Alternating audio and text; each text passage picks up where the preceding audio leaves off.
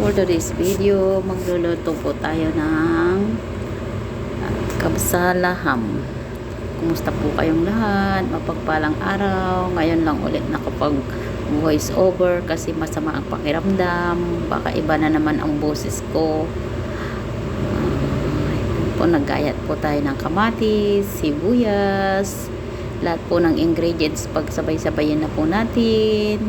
Kumusta po ang lahat? Hindi po ako nakakapag-live kasi hindi pa po okay ang aking pakiramdam. Kaya upload lang po muna. Kumusta po ang lahat? Kahit restricted tayo, tuloy-tuloy lang po ang ating pag-upload.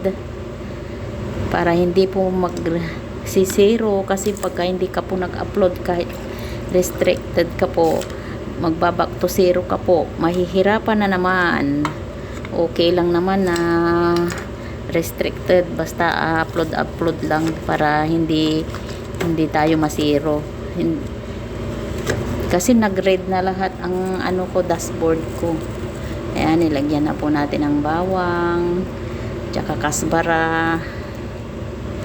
Ayan, pinagsabay-sabay na po natin. Paminta, kamatis, sibuyas, tsaka nalaga na po na yung karne. Ayan, nilagay na po, tsaka mga seasoning niya po yun. Ayan, tsaka tomato paste. Pakuluan po natin sa sarili niyang mantika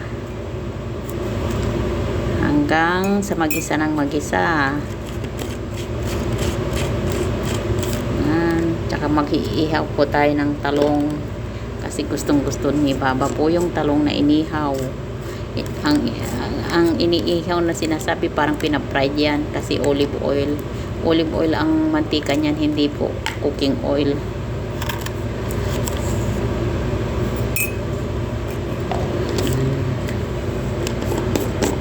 Kasi basta ang ulam ay ang niluto ko ay kabsa o kaya ay mandi o kaya ay biryani. Tapos may available na talong, pwedeng mag-ihaw ng talong sa oven.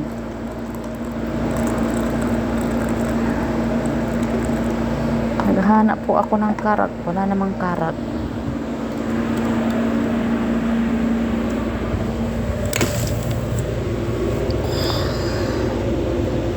Dadalhin ko nga itong buto na ito ay baka matutubo yan sa Pinas. Yan, iihaw na po natin ang oven sa baba at saka sa ibabaw may olive oil po yan, pero nilagyan ko po yan ng asin. Ayan, tinanong-vegan na lang po natin yung ating laham at lagyan natin ng Ajinomoto para madali siyang lumambot at saka butter. Yan, lagyan na po natin ng butter hanggang mula palambot. Kasi pag maglagay ka ng bitchin tsaka butter, madali pong lumambot ang karne. At saka yung karne, pagka nalamigan na, hindi siya titigas. Kasi pag walang butter, parang gaganon siya o yung parang titigas siya pag malamig na. Yan, nilagay na po natin yung bigas, tinanggal na po natin yung karne. Yan, luto na po agad. Walang 1 minute, hindi. Ayan, luto na.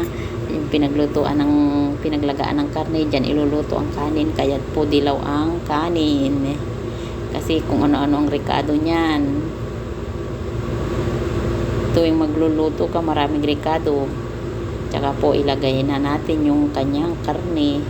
Pero pagka manok po yan, lalagyan po ng sauce ang manok. Yan, karne hindi na po. Yan, lambot na lambot yung karne, oh. Pero pag nilagyan mo ng ng butter, kahit malamig na po yan, hindi yan titigas. Yung mantika niya, pinaglagaan natin na sarili niyang mantika, ginisa sa sarili niyang mantika.